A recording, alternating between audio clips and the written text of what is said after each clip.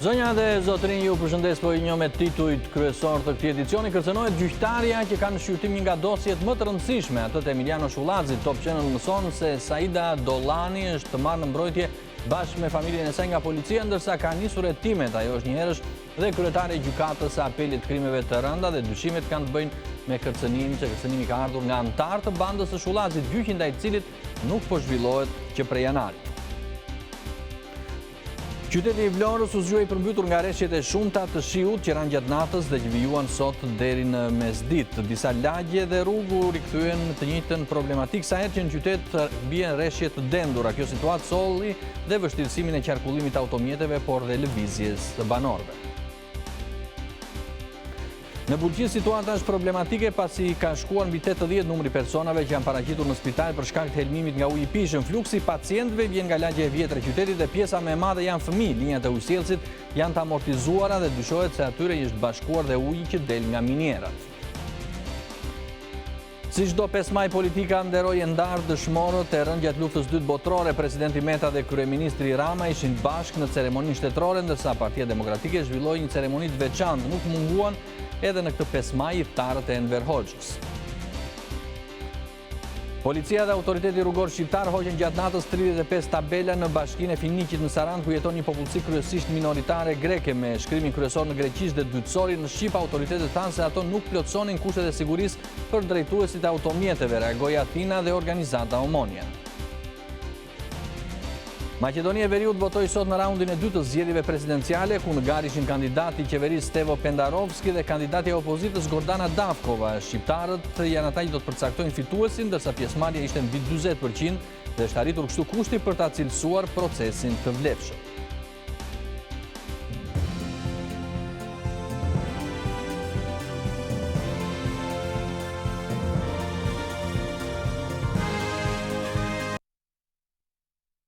Gjyqtarja që ka një nga dosjet më të rëndësishme, atë të Emiliano Shullazit. Top Channel mëson se Saida Dollani është marrë në mbrojtje bashkë me familjen e saj nga policia, ndërsa ka nisur hetimet. Ajo është një herësh edhe kryetare e gjykatës së apelit e krimeve të rënda dhe dyshimet të lidhen me kërcënimin që ka ardhur pikërisht nga antarët e bandës së Shullazit, gjyqi ndaj cilit nuk po zhvillohet që prej janarit. Le të ndjekim Anila Hoxhën.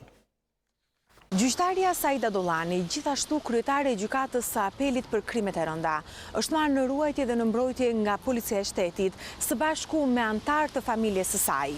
Ka dyshime se gjyqtarja Dollani është kërcënuar nga antarë të bandës së Emiliano Shullazit, procesi të cilit nuk është çelur ende që prej muajit janar në gjykatën e apelit për krimet e rënda, edhe pse vendimi është shpallur në shkallën e parë në muajin nëntor 2018, në të cilin gjykata e shkallës së parë i shpalli fajtor të gjithë antarët e bandës së Shullazit dhe i dënoi në total me 55 vite burgim. Megjithëse në apelin për krimet e rënda që prej 21 janarit kanë dështuar 8 procese ndaj Emiliano Shullazit dhe 4 të bashkakuzuarve me të, policia vazhdon të qëndrojë në gatishmëri në ambientet e gjykatës në ditët kur zhvillohen seancat ndaj të dyshuarve si grup kriminal. Por ndërkohë një tjetër njësi speciale poruan kryesuesen e trupës që po gjykojnë që prej muajit prill Emiliano Shullazin, Gilman Dodani, Blerim Shullazin, Endri Qyqen dhe Endri Zelën. Saida Dollani është marrë në ruajtje pasi ka dyshime se antarë të grupit e kanë kërcënuar. Gjithçka ka nisur në seancën e datës 23 prill, në të cilën një pandeuri Blerim Shullazi kërkoi dorëheqjen e zonjës Dollani, që u bë pjesë e gjykimit pas përjashtimit nga vettingu të kryesuesit Femi Petku.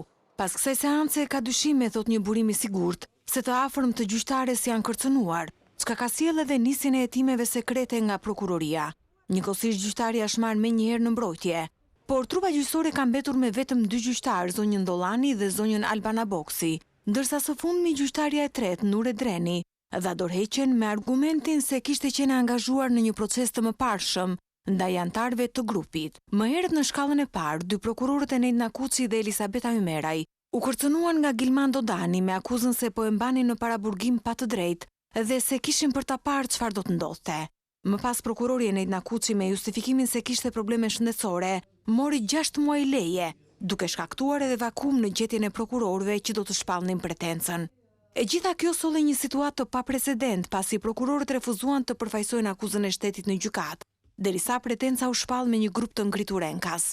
Gjatë këtyre javëve të tensionuara, policia e shtetit mori në ruajtje godinën, Dhe gjitha kjo la të nënkuptoi se drejtësia ishte e brisht para një grupi i cili është lakuar shpesh edhe nga ndërkombëtarët, të cilët kanë dhënë shpesh mesazhe mbështetjeje për misionarët e drejtësisë që tregojnë kurajo në zbatimin e ligjit. Ky është Top Channel.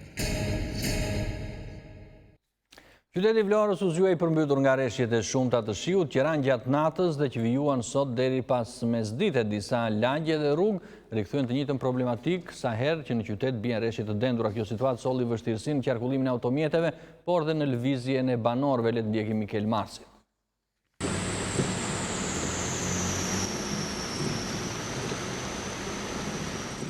Qyteti i Vlorës sërish në ujë. Rreshjet e shiut që kanë rënë mëngjesin e sotëm me intensitet të lartë kanë sjellë probleme në disa rrugë dhe lagje të qytetit të Vlorës.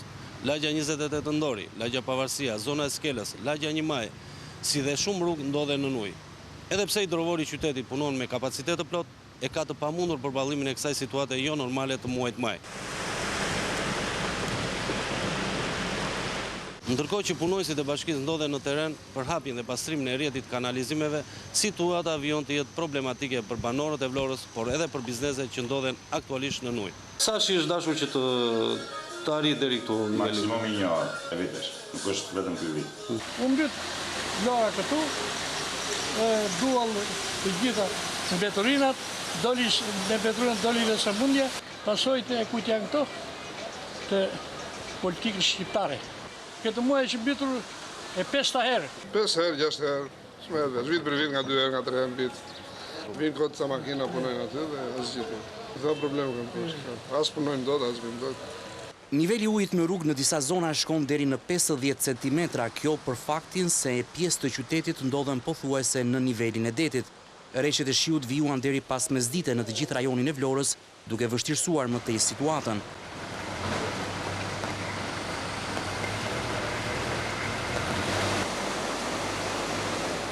Kjo situatë përsëritet në Vlorë sa herë ka rreshje të dendura shiu.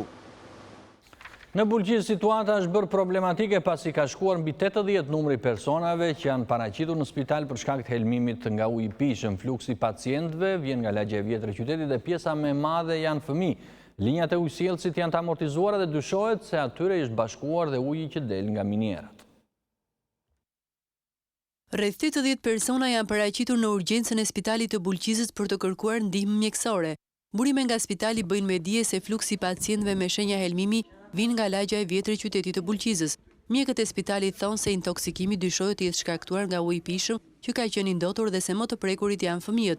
Ndërkohë drejtori i shëndetit publik në Bulqizë Flamur Meta u ka bërë thirrje banorëve të mos konsumojnë ujin derisa të vijë përgjigje analizave. Në pritjet analizës, nëse do të jetë ujit e pishëm shkaku, do të merret masa tjetër direkt, do bëhet pezullimi i ujit, do të ndërpritet ujit, dhe do merren masat e furnizimit të ujit me forma të tjera. Kompetencë për këtë është inspektorati shëndetësor, shtetëror i DIBA-s. Dhe ato mbrëm na kanë lënë urdhrin për të ndaluar pirjen e ujit deri në një njoftim të dytë. Të kontaktuar nga Top Channel, përfaqësues të drejtorisë së ujësjellësit në Bulqizë sqaruan se nuk janë njoftuar për ndonjë defekt në tubacionet që kalojnë në galeritë e minierave të zonës D. Ndërkohë banorët e lagjes së vjetër në Bulqizë thonë se shumë linja të ujësjellësit janë të amortizuara. Bulqiza uji ka pas sa dush, uji s'kemi, domethënë, jetë sigurt, s'kemi qenë sigurt me ujin. Më keq, unë djeva kur pivaus. Kalamat janë kësmon, gjithë. Po ka ujë mos, s'ka një gjë tjetër. Ama t'i shiken tubat, se janë qatë tubat e në t'i shofin mirë tubat. Pas fluksit të lartë të personave me helmim, spitali i Bulqizës ka dërguar për analizë ujin e pishëm dhe është në pritje të përgjigjes analizave.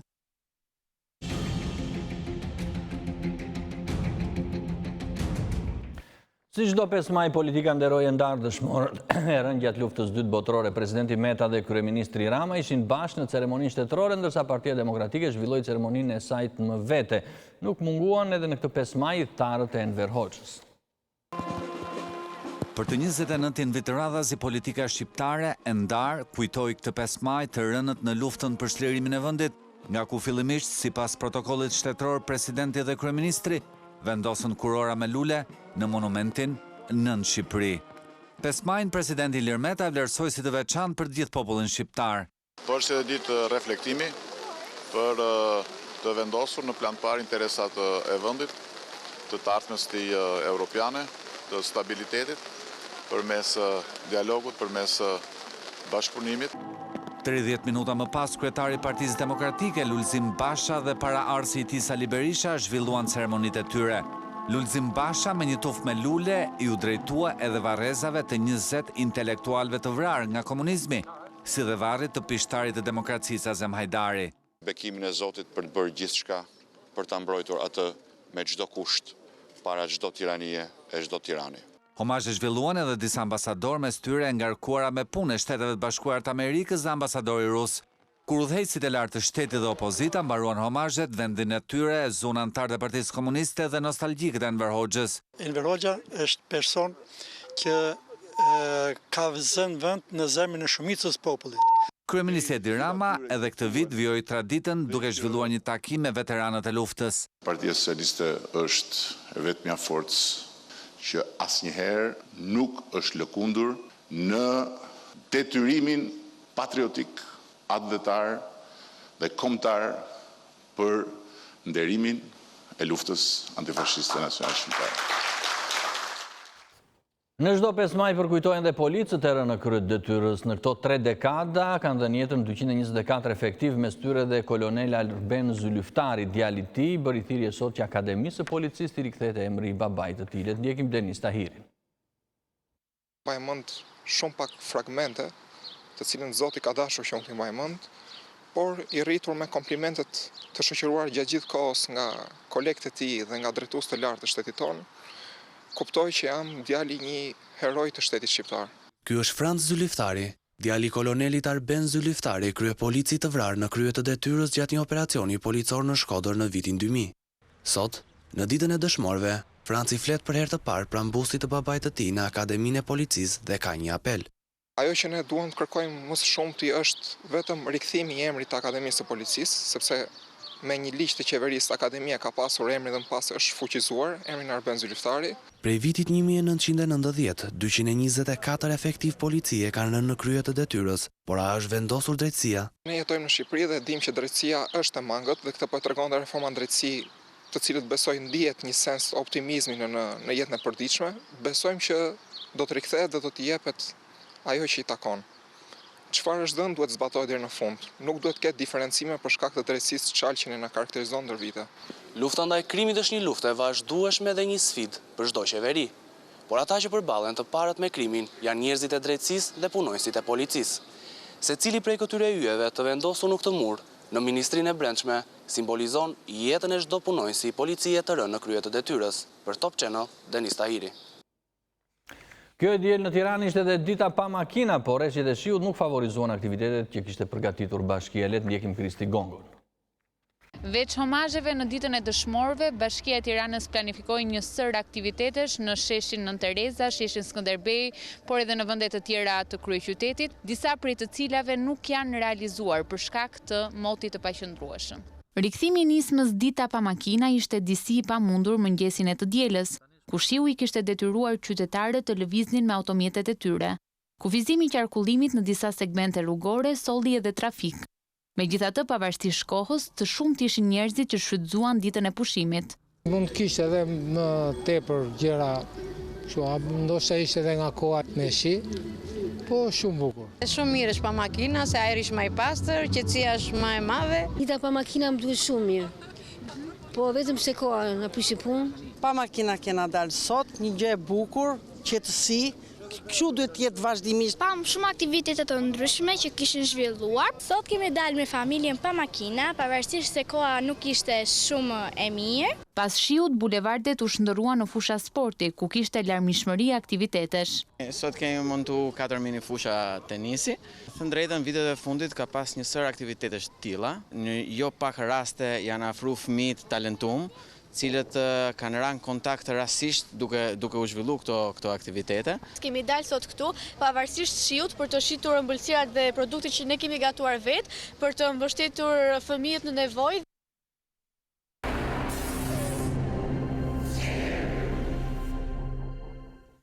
Policia dhe autoriteti rrugor shqiptar hoqën gjatë natës 35 tabela në bashkinë e Finiqit në Sarand, ku jeton një popullsi kryesisht minoritare me mbishkrimin kryesor në greqisht dhe dytësorin në shqip. Autoritetet thanë se ato nuk plotësonin kushtet e sigurisë për drejtuesit e automjeteve, reagoi Athina dhe organizata Omonia. Këto tabelat vendosura pak ditë më parë në bashkinë e Finiqit, me popullsi, kryesisht minoritare greke, nuk janë më. Tabelat përcaktonin toponimin në gjuhën greke si gjuhë kryesore dhe më poshtë ishte vendosur edhe në shqip. Sipas kreut të bashkisë, Leonida Kristo, kjo renditje nuk kishte për qëllim nxitjen e konflikteve, por sipas tij është konform ligjit për minoritetet. I kontaktuar përmes telefonit, zoti Kristo tha se që ndodhet jashtë Shqipërisë, ndërsa do ta ankimojë çështjen sapo të kthehet në bashki. Autoriteti rrugor shqiptar hoqi nga rruga të gjitha tabelat e vendosura për emërimet e fshatrave në shqip dhe greqisht nga akset që prej Muzinës deri në fshatin Vagalat.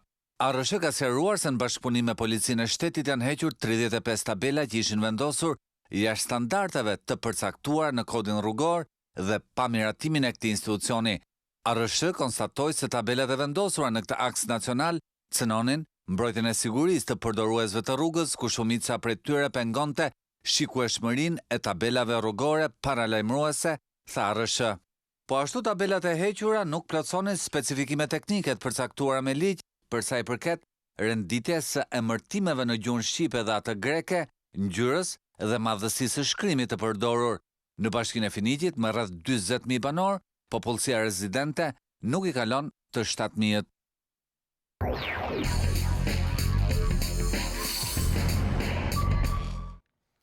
E ardhmja e Kosovës është pavarësi dhe sovranitet në të gjithë territorin e saj. Deklarata u bë nga presidenti i Serbisë Aleksandar Vučić, i cili pranoi gjatë një interviste televizive se zgjidhja që i kishte ofruar nuk u pranua.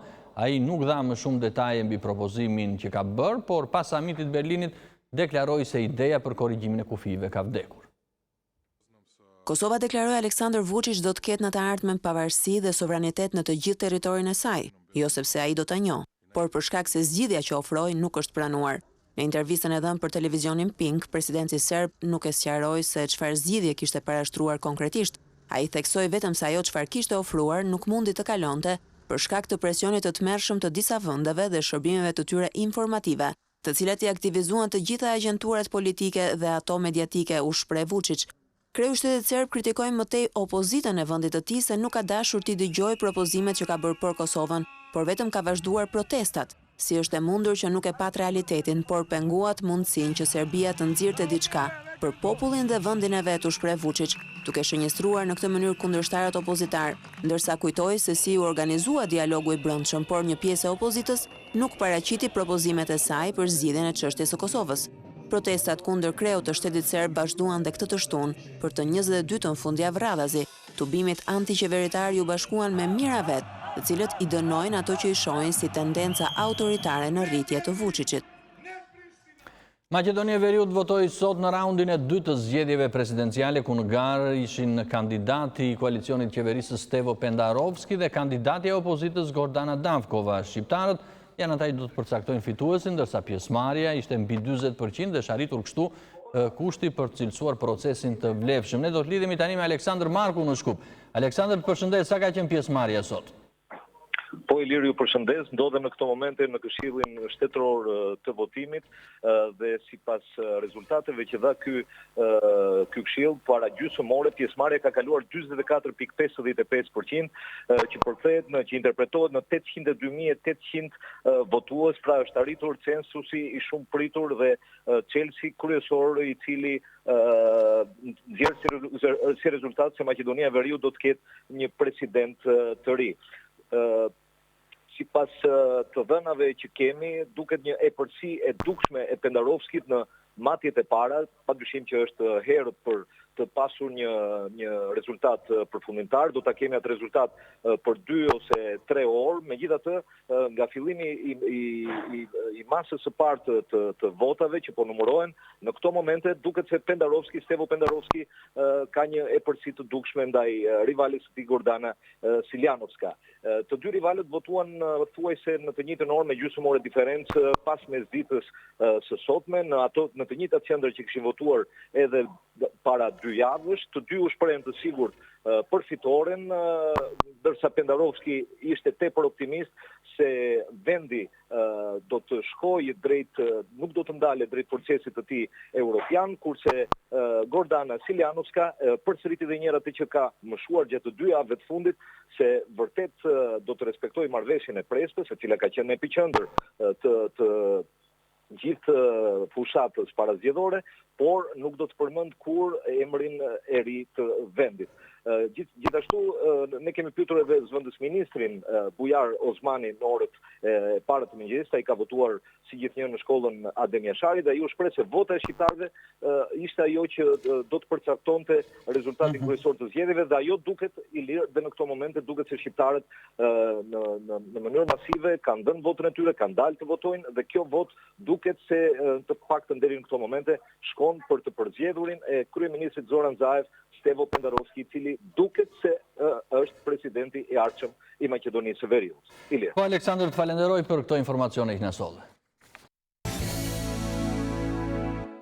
Velipoja nuk është gati në prag të nisjes së sezonit turistik. Rëra nuk është pastruar, por pushteti lokal nuk ka ndërhyrë as në infrastrukturë. Le të ndjekim Klodian Zhivani. Velipoja është një nga pikat turistike më të frekuentuara në qarkun e Shkodrës, por kur jemi në muajin maj ende nuk ka nisur përgatitjet për sezonin e ri. Rëra e këtij plazhi është e veçantë pasi ka përqindjen më të lartë të jodit në të gjithë bregdetin shqiptar, por pushteti vendor ende nuk ka marrë asnjë mas për pastrimin e mbetjeve të sjella nga deti. Pritet në fillim sezoni, si duken kushtet? Kushtet i bëjnë njerëzit, jo koha. Qofse ti je të plazh, sa shkoj mirë, e merr çadër, e plotson kushtet, e nuk të lak shiu. Pastaj ka ta gjëra të tjera që janë këtu.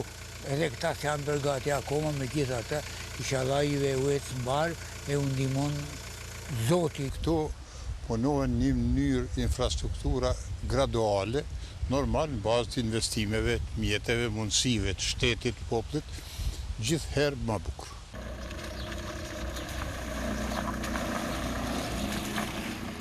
Një nga problemet më shqetësuese për banorët e zonës dhe biznesin është edhe infrastruktura. Janë 15 rrugica që bëjnë lidhjen e rrugës kryesore me plazhin, por pavarësisht premtimeve të pushtetit vendor, ato janë lënë pa rikonstruktuar dhe janë në këtë gjendje. 7 prej tyre janë tenderuar dhe pritet që tani në nisje të sezonit turistik të fillojë rikonstruksioni i tyre. Me një sipërfaqe rreth 15 km plazh ranor nga Grykderdhja Bunës deri në lagunën e Vilunit, Velipoja në pikun e sezonit frekuentohet nga rreth 120.000 pushues ditor, me një numër gjithnjë dhe në rritje të turistëve të huaj. Në fushën e Maliqit ka qenë i famshëm pylli i fazanëve. Shpendët e rallë janë rikthyer sërish pas vitesh braktisjeje, por dhe banorët e zonës që kanë nisur investimet. Le të ndjekim Doriela Çulen. Fazanët janë kthyer rishtazi në banesën e tyre në pyllin e Maliqit. Vladimir Çani, prej vitesh, kujdeset me pasion dhe dashuri për këtë shpend të rallë, i cili i shton ngjyrat e tij në vjesht. Ai tregon se dëshira për të kujdesur ka lindur që në fëmijërinë e hershme, ndërkohë që pjesën më të madhe të ditës e ndan pikërisht me këtë shpend. Ky është pylli i fazanëve në fushën e Maliqit. Këtë emër e mban nga vitet 60, kur dora e njeriut nga kënet e ktheu në një zonë të gjelbëruar dhe të populluar nga shumë lloje të veçanta shpendësh. Pas vitesh të tëra braktisje, dhe në këtë pyll kanë filluar investimet e para, duke bërë që të rikthehen shumë shpejt miqt dhe shpendët e shumta të pyllit. Ne me mbashtimin e fazanëve do t'i bëjmë siç ka qenë ky pyll më përpara. Këta janë fillimi, do shtohen dhe do lëshohen të gjithë në natyrë. Pa kohë mund të mbajmë të mbyllur këtu. Në vjesht fillon plotësisht bukuria e tij. Si kujdesesh ti për fazanët? Duan kujdes të veçantë fazanët. Që duke filluar që në ushqimi, në ujë i pastër duhet t'ia ndrosh për ditë ujin. Dhe ushqimi në 2-3 ditë do t'ia ndrosh njëherë grur, njëherë misër, njëherë jeshil tjetër. Për sa fazan kujdesesh? Sot për sot janë 50 dhe një 6 çifte janë të lëshuara në pyll të lira. Pylli Fazanëve ndodhet vetëm 10 kilometra larg qytetit të Korçës dhe 2 kilometra larg qytetit të Maliqit. Ai ka një sipërfaqe prej rreth 50 hektarësh dhe gëzon statusin e monumentit natyror. Në këto ditë pranvere, kur të gjithë vrapojnë pas gjelbërimit, ky është një prej destinacioneve më të veçanta për të pushuar. Që nga viti 1993, Elbasani nuk ka më muzeun arkeologjik, ai u mbyll dhe gjithë pasuria që kishte ju dërgua Institutit Monumenteve. Arkeologët kërkojnë rikthimin, pasi thonë se do të ishte një vlerë e shtuar për qytetin. Le të ndjekim Bruna Kërçykut.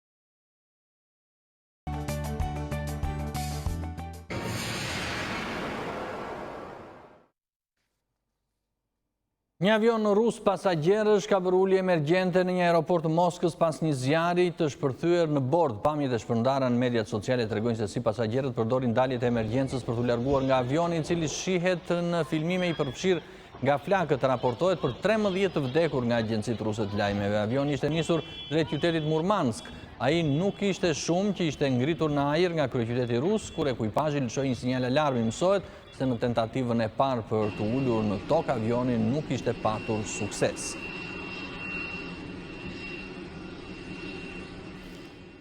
Gjatë vizitës në Bullgari, Papa Francesku i bëri thirrje liderëve europian që të gjejnë zgjidhje për emigracionin. Ati i shenjtë takoi komunitetin e vogël katolik në këtë vend ballkanik, ndërsa Kisha Ortodokse ju bë pjesë e lutjes së përbashkët. Nga Bullgaria ku mbriti për një vizitë 2 ditore, Papa Franceski bëri thirrje liderëve europian të zgjidhin problemin e pabarazisë së thellë ekonomike, që ka krijuar një perde akulli, siç u shpreh ai, mes vendeve më të pasura dhe atyre më të varfra të Europës. Ati i shenjtë tha se ky hendek po ushqen emigracionin. Bullgaria po ndeshet me pasojat e emigracionit të dekadave të fundit. Mbi 2 milion shtetas të saj janë larguar në kërkim të një jete më të mirë dhe mundësive më të shumta. Bullgaria duhet të merret gjithashtu edhe me një fenomen që do ta quaja dimri i ri. Problemin demografik që ka rënë si perde akulli mbi një pjesë të madhe të Europës dhe reflekton rënien e besimit tek e ardhmja. Bullgaria, e cila u antarësua në BE në vitin 2007, është shteti më i varfër i bllokut evropian. Mbi 2 milion bullgar janë larguar nga vendi i tyre që nga rënia e komunizmit. Pas vizitës në Bullgari, Ati i shenjtë do të shkojë në Maqedoninë e Veriut, vendlindjen e Nën Terezës. Francesku, papati të cilit, ashtu si dhe ai i paraardhësit, nuk i shpëtoi dot tronditjes së shkaktuar prej akuzave të abuzimeve të prifëtrinjve me të mitur, e ka kthyer në prioritet të vetin përmirësimin e dialogut ndërfetar. Megjithatë, Sinodi i shenjtë i Kishës Ortodokse bullgare e kundërshtoi idenë e pjesëmarrjes në një lutje të përbashkët për paqen, e cila është planifikuar të mbahet të hënën në një shesh të Sofjes.